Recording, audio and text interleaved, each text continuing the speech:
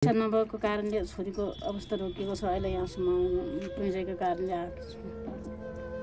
मेरो छोरीलाई देश विदेश गाउँघर छरछिमेकी सङ्घ संस्था सबैले सहयोग गर्नु होला। मेरो छोरीलाई आमाले नै आमाकै हातको दिएको भए राम्रो हुन्थ्यो है। छोरीले बाबु तर सकिँदैन जान होइन, आर्थिक अवस्था जान कमजोर सकिँदैन, छ। आर्थिक छैन, पैसा छैन, पैसा ठुलो छ। के कुरा गर्नुहुन्थ्यो उनीसँग? छोरीले म कम्प्युटर आइटी पढ्छु आमा।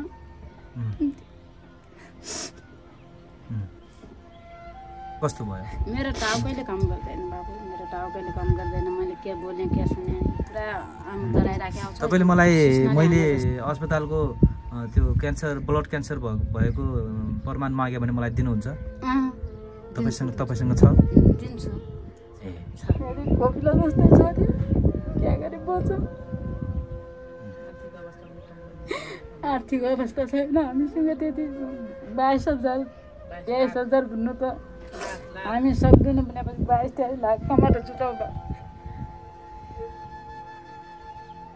सम्पूर्णमा नमस्कार, म प्रस्तुतकर्ता विनोद कुमार घरती। यति बेला म दमालीका पोस्ट खबरबाट चाहिँ यो भिडियो फुटेज निर्माण गर्दैछु। यति बेला मेरो साथमा हुनुहुन्छ जाजरकोटको भेरी नगरपालिका वडा नम्बर 2 की एकजना आन्टी हुनुहुन्छ। उहाँले आफ्नो नाम आफै भन्नुहुनेछ। उहाँको छोरी विगत केही महिनादेखि काठमाडौँ एक अस्पतालमा क्यान्सर भएर पीडित हुनुभएको रहेछ र हुनुहुन्छ। उहाँको आमा चाहिँ मेरो छोरीलाई बचाउन सहयोग गरिदिनु पर्यो भनेर चाहिँ हामी कहाँ आएपछि हामी यो भिडियो सामग्री तयारी गर्न खोजिरहेका छौँ। आमा नमस्ते। नमस्ते। सन्चै हुनुहुन्छ? सन्चै छु।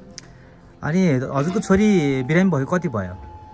बिरामी भएको 2 महिना जति भयो। हजुरको नाम भन्नु त? सबैलाई नमस्कार, मेरो नाम सुन्तली चनारा, भेरी नगरपालिका 2 रिसाङ। क्यान्सर भएको अस्पतालले नै प्रमाण गरेको हो? गरेको। कुन अस्पतालमा हुनुहुन्छ अहिले? अहिले पाटन हस्पिटलमा छ। पाटन हस्पिटल काठमाडौँमा हुनुहुन्छ। कस्तो छ अवस्था छोरीको अहिले? सिरियस छ बाबु। पैसा छैन हामीसँग, यताउता गर्दै 2-4 लाख लागिसक्यो। डाक्टरले के भन्नुभएको छ? पैसा भएपछि सञ्चालन छ, नत्र हुँदैन। छोरीसँग कुरा हुन्छ? हुन्छ अलिअलि। यहाँबाट पाइप यहाँ छिराएको छ, अलिअलि मुटु नबोल्नु भन्नु अलिक हुन्छ। अब आर्थिक अवस्थाले म यहाँ बसेकी छु, छोरी अरू मान्छेलाई बसालेको छु। पैसा भएपछि सञ्च हुन्छ भन्नुभएको छ डाक्टर। घरको अवस्था के छ? घरको अवस्था हाम्रो अलिअलि भयो। पैसा अब यताउता गर्दै सकिसक्यो, आफन्तले पनि हालिसक्यो। हजुर के आइरन काम गर्नुहुन्छ बुढाले। हजुर म त्यस्तै अनि खेतीपाती गर्ने केही छैन। हाम्रो त एक दिनमा 1,000 देख्ने पनि उ छैन। पैसा छैन। पैसा नभएकै कारणले छोरीको उपचार रोकिएको छ। पैसा नभएको कारणले छोरीको अवस्था रोकिएको छ। अहिले यहाँसम्म पुगेको कारणले आएको छु। मेरो छोरीलाई देश विदेश गाउँघर छरछिमेकी सङ्घ संस्था सबैले सहयोग गर्नु होला। मेरो छोरीलाई बचाउनु। अब के गर्ने? अब रोएर पनि साध्य छैन अहिले। अब छोरीको उपचार कसरी गर्ने हो भन्ने कुरा अब सबैले अब त्यस्तो गर्नुपर्छ। अब यो भिडियो हेर्ने आम दर्शक श्रोताहरूले चाहिँ अब आमाको यो कुरालाई चाहिँ मनन गरिदिनु होला भन्न चाहन्छु। र अनि छोरीसँग फोन हुँदाखेरि छोरीलाई के भन्नुहुन्छ तपाईँ? बाबु मेरो तिम्रो आमा बुवा हुनु छैन कि भन्छन्। मान्छेमा पैसाको लागि बसिआएछु म। आएर के गरौँ बाबु, तेरो मुख हेरेर म पैसाको लागि यहाँ बसिआएछु भन्छु। सबै कोठाबाट खाना पकाइ ल्याउँछन्, म पसलको पनि नखाने, बाहिर होटलको पनि नखाने, धेरै मसलाहरू हुन्छ, बिगार हुन्छ। अनि कोठा छैन, कोठा लिन पाए हुन्छ भन्छ। कोठा लिएर अनि तातो आफै तातो आमाले नै आमाकै हातको दिएको भए राम्रो हुन्थ्यो है। तर सकिँदैन जान होइन, आर्थिक अवस्था जान कमजोर सकिँदैन, छ। आर्थिक छैन, पैसा छैन, पैसा ठुलो छ। अलिअलि गर्दै 2-4 लाख सकिसक्यो। 2-4 लाखले छोरीको भविष्य बनाउन सकिँदैन। 20-21 लाख भएपछि सञ्च हुन्छ भन्नुभएको छ डाक्टरले।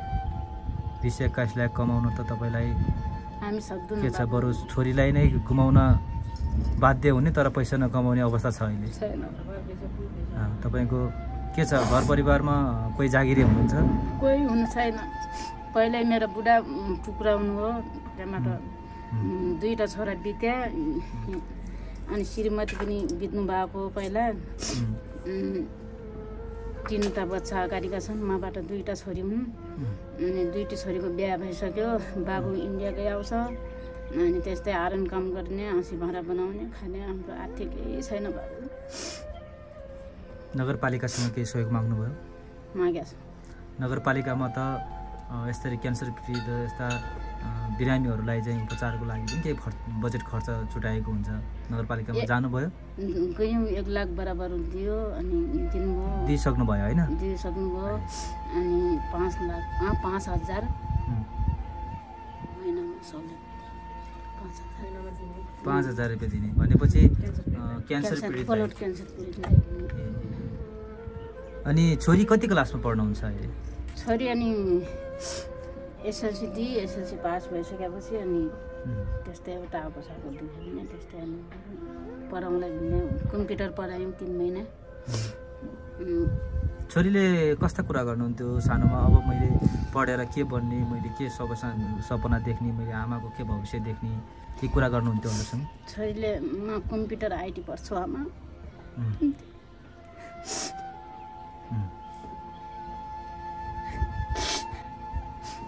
अब छोरीलाई त कम्प्युटर आइटी पढाउनलाई त छोरी बचाउनु पर्यो अब होइन? सबैको सहयोगी मैले सहयोग गरेपछि मेरो छोरी बाँच्छु डाक्टरले भन्नुभएको छ। अनि तपाईँले यसरी मिडियामा नै आउनुपर्छ, मैले छोरी बचाउनलाई पत्रकारलाई नै भन्नुपर्छ भन्ने के थियो त्यस्तो? आर्थिक भएन, के अरे पहिला आफन्तसँग भने अनि आफ्नो पैसा पनि हाल्ने, त्यति भए भएन। पत्रकार नहुन्छ हुँदैन भन्ने सोच गयो। अनि सबै अरू मान्छे जान्ने मान्नेले पनि भन्नुभयो। भनेको तपाईँको पाटन अस्पताल काठमाडौँमा छोरीको उपचार भइरहेको छ? भइरहेको छ। भोलि पर्सिसम्म। पैसा कति मागेको छ पर्सिसम्म? 50,000 को सुई, राम्रो सुई 50,000, सस्तो सुई 27,000, 4 पटक लाउने राम्रो सुई। अनि 50,000 को 2टा सुई लायो। अनि त्यो पैसा पठाउनु भयो त? छैन, केही जम्मै छैन। कतैबाट पनि त्यो पैसा तपाईँलाई त्यो सुई लगाउने 50,000 समेत छैन अहिले? छैन। सस्तो सुई 27,000 त्यो पनि छैन? छैन भए आफन्तले पनि हाल्नुभयो। अहिले छोरीको हेरचाह गर्नलाई कसलाई पठाउनु भएको छ? आफन्त हुनुहुन्छ। आफन्तै हुनुहुन्छ। अनि कति महिनासम्म बसाल्नुपर्छ? रेगुलर 6 महिना बस्ने गरे। अनि आउने जाने 2 वर्षसम्म चेक गर्ने। अब त्यो कस्तो बलौट आउँछ, पछि बलौट फेर्दाखेरि कस्तो बलौट यस्तो उत्पादन गर्छ। पुरै बलौटै क्यान्सर भएछ है? बलौट क्यान्सर। अनि तपाईँलाई त्यो ब्लड क्यान्सर भयो छोरी भन्ने सुन्न बित्तिकै तपाईँलाई कस्तो भयो? मेरो टाउकैले काम गर्दैन बाबु, मेरो टाउकैले काम गर्दैन। मैले के बोलेँ के सुने पुरा आमभरि सिस्नाले हाने जस्तै हुन्छ। अहिले त अलिक केही न केही अलि बोल्न सक्छु, उठ्नै नसक्ने, घुम्नै नसक्ने, बोल्नै नसक्ने स्थितिमा थियो। कसरी थाहा पाउनुभयो छोरीको ब्लड क्यान्सर भएको रहेछ, छोरी बिरामी रहेछ भन्ने? कहाँदेखि थाहा पाउनुभयो? बम्बई हस्पिटलमा। बम्बई हस्पिटलमा। नेपाल तपाईँ इन्डिया जानुभएको थियो? तपाईँ पनि जानुभएको थियो? छोरीलाई पनि लिनुभएको थियो? किन चेकअपै गराउन जानुभएको थियो कि अथवा घरमा आर्थिक अवस्था कमजोर अनि त्यही भएर पनि कमाइ गर्न बाहिर जानुभयो र चाहिँ त्यही चाहिँ उपचार गर्नलाई चाहिँ उपचार गर्दाखेरि ब्लड क्यान्सर भएको रहेछ भन्ने चाहिँ इन्डियामै प्रमाणित भयो होइन? त्यसपछि फेरि नेपालमा आउनु? नेपालमा आयौँ अनि खजुरा चेक गरायौँ। बालकान्तिमा जाऊ भन्यो, बालकान्तिमा गइसकेपछि यहाँ हुँदैन, उमेर बढी भइगएको छ भने पाटन हस्पिटल, काठमाडौँ पाटन हस्पिटल। अनि पाटन हस्पिटलमा पनि चेक जाँच गराउनु भयो? गरायौँ। अझ रिपोर्ट आउनु बाँकी छ। मुटु सबैको भयो, दिमाग टाउको दिमाग केही बिग्रिएको छ भने दिल्ली पठाएको छ। दिमागको पनि चेक जाँचको लागि बाहिर पठाएको छ। तपाईँ जानुभयो कि नै काठमाडौँ? म गएँ छैन, म पैसाको लागि अनि यता उ गर्नु पर्यो। पैसाको लागि तपाईँ घरतिर आउनुभयो अनि अरू आफन्तीको घरमा चाहिँ उता छोडिदिनु भयो। भनेपछि छोरी बचाउनलाई यति लाग्छ भनेर डाक्टर पाटन अस्पतालको डाक्टरले नै भन्नुभएको हो? भन्नुहुन्छ 2 वर्ष लाग्छ छोरी बाँच्छिन्। अहिले त फेरि यस्तो छ नि आमा, त्यो एकजना बिर्ख बिकले पनि यस्तै पैसा उठाउनलाई सहयोग मागेर त्यसपछि पछि फेरि क्यान्सर पीडित नभएको पनि भएर सामाजिक सञ्जालमा मिडियामा पनि विवादित भएको सुन्नुभएको थियो नि हजुरले? सुन्नुभएको छ नि? हेर्नु न, हो त्यस्तै समस्या आउँछ। होइन त्यस्तो हामी त आर्थिक कम त्यस्तो जालघाट गर्ने किन देख्नु भएको छ हजुर। डाक्टरले हजुरसँग कुरा गर्नुभएको थियो? कुरा अब उहाँ बस्ने मान्छेले भन्छ न, मेरो कुरा भएको छैन। रिपोर्ट अब टाउकाको रिपोर्ट आउँदैछ, अरू किमो सराइराखेको छ। तपाईँले मैले अस्पतालको त्यो ब्लड क्यान्सर भएको प्रमाण माग्यो भने मलाई दिनुहुन्छ? तपाईँसँग छ? दिन्छु। ए छ, हुन्छ। म त्यो पनि म पछि यसमा संलग्न गरेर गर्न सक्छु भनेपछि तपाईँसँग त्यो सबै प्रमाणहरू छ? त्यो विशुद्ध रूपमा त्यो पैसा उगाउनलाई त्यस्तो होइन, छोरीको भविष्यको कुरा छ। त्यो हामी न त्यो गरी हामी लाटा सिधा मान्छ न। मैले किन प्रश्न उठाएँ भने चाहिँ आन्टी, यस्ता खालका विषय पनि उठाउनु पर्छ। कम्तीमा पनि बाहिरको मान्छेले तपाईँलाई त अब पनि तपाईँको छोरी बचाउनलाई पनि कसरी सहयोग गर्नुपर्छ र गर्छन् पनि होइन। त्यही भएको कारणले यो कहीँ फेक हो कि भन्ने पनि हुन्छ नि त एकातिर। फेक गर्ने हामी लाटा सिधा मान्छेले फेक किन अहिले हामी आर्थिक आफन्त नभन्यौँ। किन पनि भन्दैछु भन्दाखेरि मैले तितो सत्य कहानी अघि पनि त्यो बिर्ख बिकको मैले कहानी पनि जोडेँ। त्यही कारणले पनि अलिकति कतिपय मान्छेहरूमा यस्ता समाचारहरू अलिकति नराम्रो समाचारहरू फैलाउँछन्। त्यही भएको कारणले पनि तपाईँलाई सोध्याउँ, त्यसको लागि अन्यथा नलिनु होला।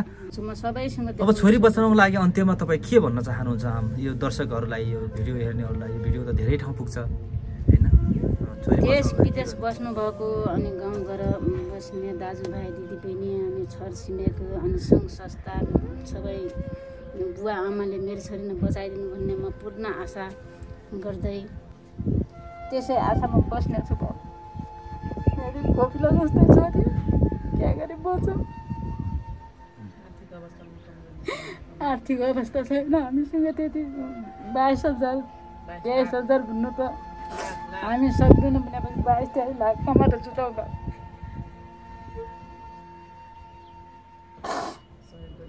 सहयोग गरिदिनु भन्ने पूर्ण आशा गर्छु।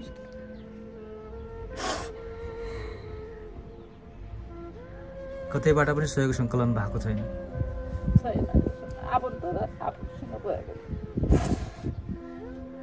खाता खोल्याउ छोरीको नाम अनि मेरो म सुमृत रहेको छु। खाता नम्बर पनि त्यसैमा होला। त्यो खाता नम्बर गरी अब सहयोग गर्ने सबै सहयोगी मनसहयोगी भावनाहरूले त्यसैमा गरिदिनु होला भन्ने पूर्ण आशा गर्छु। मेरो छोरीलाई बचाइदिनु।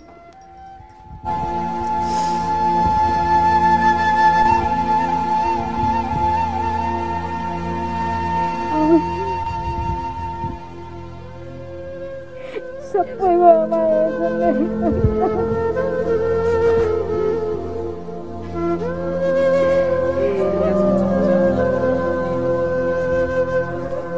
मेरो आर्थिक अवस्थाले गर्दा